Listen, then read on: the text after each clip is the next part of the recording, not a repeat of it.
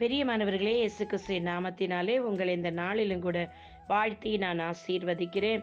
இந்த நாளிலும் பயத்தை குறித்து உங்களோடு கூட பேச விரும்புகிறேன். அநேக சிறு பிள்ளைகள் தொடங்கி வயதானவர் வரையிலும் எல்லாரும் பயத்தினால் கட்டப்பட்டு கிடக்கிறீர்கள்.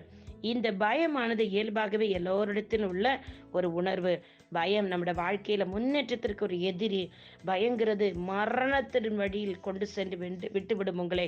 பிரியமானவர்களே, எனக்கு தெரிந்த மிகவும் நெருக்கமான ஒரு சகோதரி, அவருடைய மகன் பயத்தின் ஆவியினால் கட்டப்பட்டிருந்தான். அவன் அந்த பயத்தின் ஆவியினால் எப்படி கட்டப்பட்டான் என்றால், ஒருவர் தற்கொலை செய்து மரித்து போய்விட்டார். அந்த தற்கொலை செய்து மரித்தவர் கடன் பிரச்சனையினால் அவர் தற்கொலை செய்து கொண்டார். அப்ப அந்த கடன்களை அவர் அழைத்து தீர்க்க முடியாது என்று சொல்லிதான் அவர் போய் தன்னுடைய வாழ்க்கையை தீர்த்து கொள்ள வேண்டும் என்று சொல்லி அவர் தற்கொலை செய்து கொண்டார். அப்பொழுது தற்கொலை செய்ய தொடங்கும் பொழுது அவருக்குள்ள இருந்த அந்த பொல்லாத ஆவிதான் அவரை தற்கொலை செய்ய தூண்டியிருந்தது. அந்த தற்கொலை செய்து அவர் மரணத்துக்குள்ளா போகும்போது அவருடைய சரீரத்திலிருந்து வெளிப்பட்ட அந்த பயத்தின் ஆவியானது அவர் மரணத்துக்குள் வெப்ராளத்தினால் அந்த இப்படி தற்கொலை செய்கிற ஆவிகள் நிச்சயமாக நம் வேதத்தில் வாசித்திருக்கிறோம், அது நரகத்திற்கு தான் செல்லும் என்று சொல்லி. அப்படியே கர்த்தர் முன்குறித்த நாளுக்கு முன்பாக எப்படி தங்களுடைய வாழ்க்கையை அவர்கள் முடித்து கொள்ளும் பொழுது அந்த பொல்லாத ஆவி அவரை விட்டு வெளியேறி அது வேற யாருக்குள்ளாக நுழைந்து அது காலம் முடிகிற வரைக்கும் இருக்க விரும்பும்.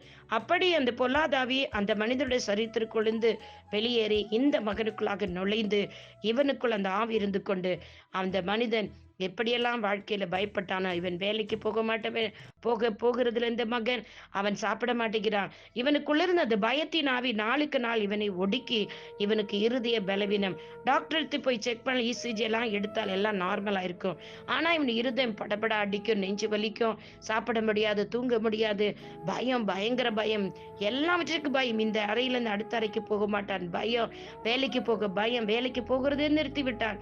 படிக்க அது மேற்கொண்டு ஏதாவது படிக்கலாம் அதற்கு பயம், வண்டியை பார்த்தால் பயம், எல்லாவற்றையும் பார்த்தால் பயம், அவனுக்கு தண்ணீரை பார்த்தால் பயம். இப்படி அவருடைய வாழ்க்கையில் பயத்தினால் அவன் ஒடுக்கப்பட்டு கொண்டிருந்தான். நாளுக்கு நாள் ஒடுக்கப்பட்டு சுகர்ங்கிற பலவீனம் அவனுக்குள் வந்துவிட்டது, பிரஷர் வந்துவிட்டது. இப்படி நாளுக்கு நாள் அவன் சரீரத்தில் வியாதிகள் பெருகிவிட்டது. அவன் ஒடுக்கப்பட்டு பயத்தினால் ஒடுக்கப்பட்டு அவன் சரீரம் மெலிந்தவனாக காணப்பட்டான். அப்பொழுதுதான் இந்த தாய் என்னிடத்தில் அவனை கொண்டு வந்தார்கள். அப்பொழுது என் ஆவியானவர் எனக்கு இந்த வசனத்தை தான் ஞாபகப்படுத்தினார். இந்த வசனத்தை சொல்லி நான் அவனுக்காக ஜெபித்தேன்.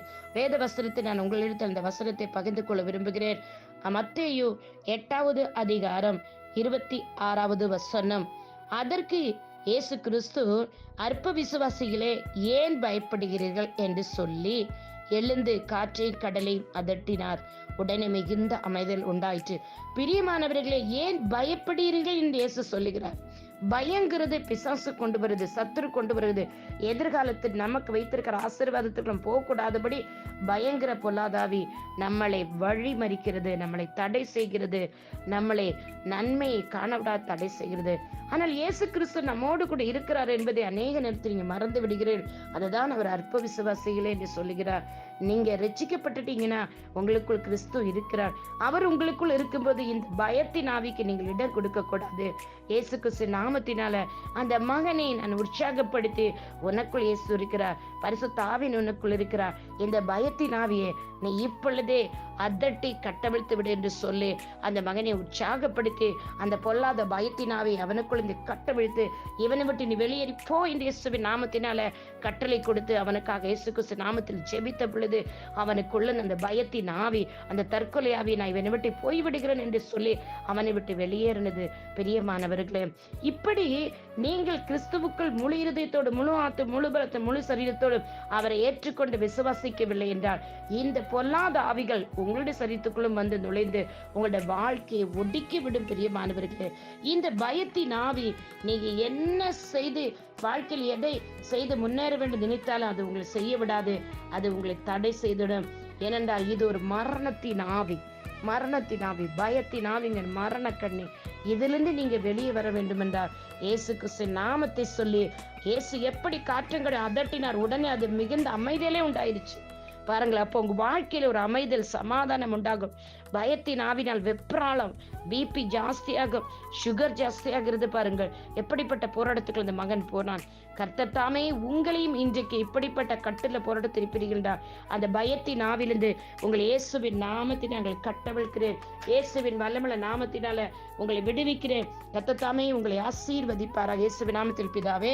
இன்றைக்கும் பயத்தின் ஆவினால் யாரெல்லாம் கட்டப்பட்டு வாழ்க்கையில் அடுத்த நிலைமையில் போகக்கூடாது தடுமாறி கொண்டிருக்கிறார்களோ, அவர்கள் உயர்வுக்கு அவர்களே தடையா இருக்கிறார்களோ, இயேசுவின் நாமத்தில் பொல்லாத சாத்தானே, பயத்தின் ஆவியே, இவர்களை விட்டு நீ வெளியேறிப்போ என்று இயேசுவின் நாமத்தில் நீ கட்டளை கொடுக்கிறேன்.